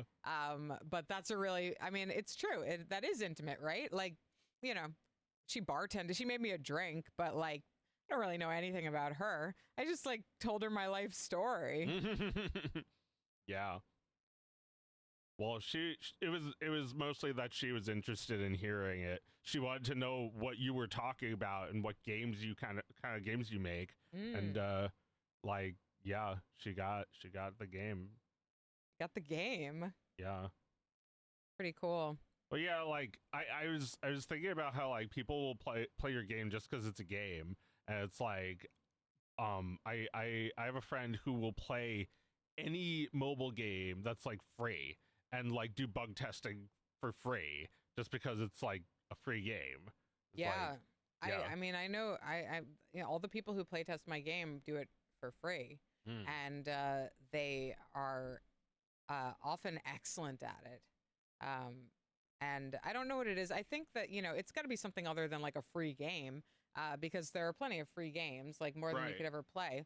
But I think it's more like they want to be a part of a thing that's like being born.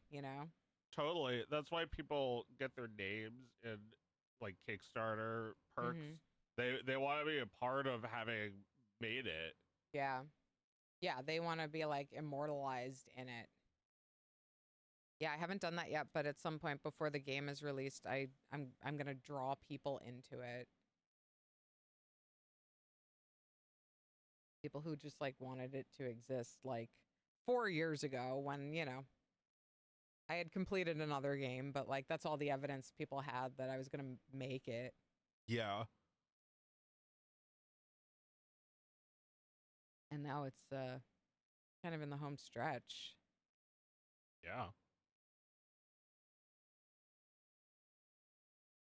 Yeah, it's I think people just want to believe in a game, And like for some people, they'll just seek out like whatever the popular cultural touchstone of the time is, and they'll form an opinion and an appreciation around that. But then there are people who like to just trip over a game and declare it a classic.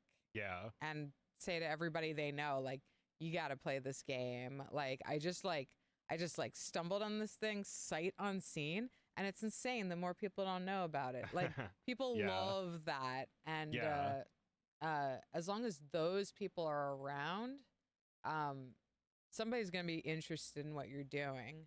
That's going to be enough.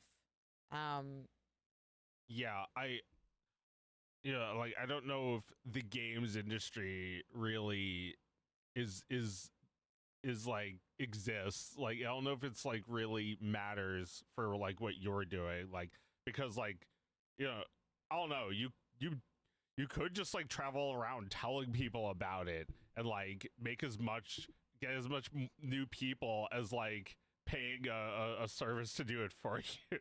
Yeah, well, I mean, it's just like you could pound the pavement and win hearts and minds, or you could like try and craft a trailer that gets, thousands of people's attention at once. Yeah. That's usually what I go for, is like a thing where I can like get the most people. But when I go to a show with it, it's very, very time consuming. It takes me away from development, but like you meet the real people there. You actually see them react to it in real time. Yeah. And like be affected by it, or like someone will sit down and it's like PAX is going on all around them. They sit there for an hour, like at one booth, just like totally absorbed in your game. I mean, I shouldn't have let them play that long. I had a line. But occasionally when like a press person or somebody I felt I really wanted to like give them the chance, I felt like they were engaging deeply with it, I left them alone for like as long as I possibly could. And a lot of them finished the demo and it took them like close to an hour. But you're there and you're seeing that. So it's, it's unlike any other type of feedback to actually like see them there. But anyway. Yeah. What was I trying to get at there?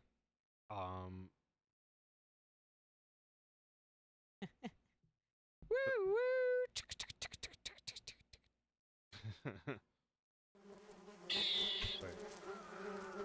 Wait, I'll get it. Wait. It's the barge passing by with our thoughts on it. Yeah. We threw them in the garbage. Like that game idea that I came up with today. Yeah. Well, you throw you like, I don't know about you, but my filter for throwing out ideas is like that. It's pretty fast. Every once in a while a bad idea holds on, and then I talk to Mike and he's like, "Really?" And I'm like, "No." It dissolves. Every once in a while. It's good to have that. Yeah. But bad ideas just go away for the most part. Yeah. I don't know.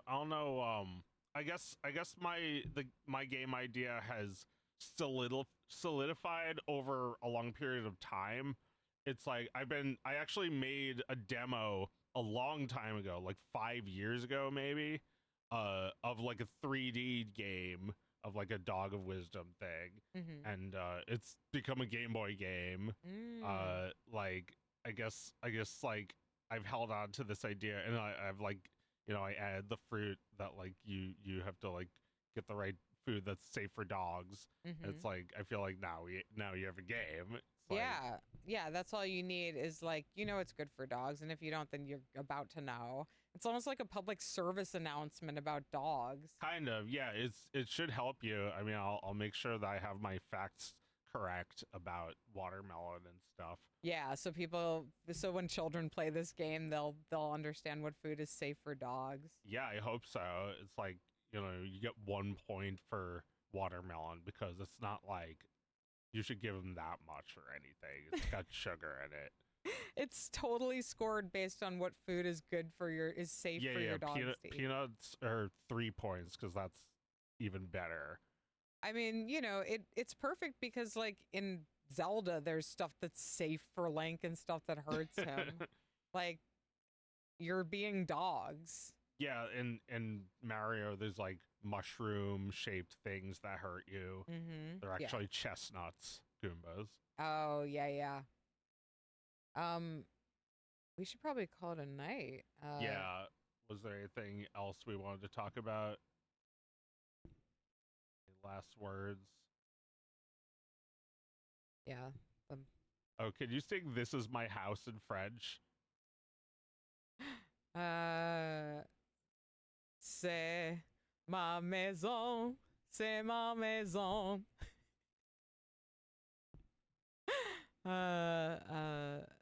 S'il vous plaît, sortir mon maison, monsieur. Something like that. You did something that rhymed. Oh, did I? Yeah, it was really funny. I've already forgotten. Well, anyway, I'll get back to you. S'il vous plaît. Sortir, sortir, like exit. Ma maison. I don't even know. It might be mon maison. No, I think house is a girl. Ma maison. And then it's just like this. It is. Why? Oh, because it was funny when you did it, but I don't think we were live.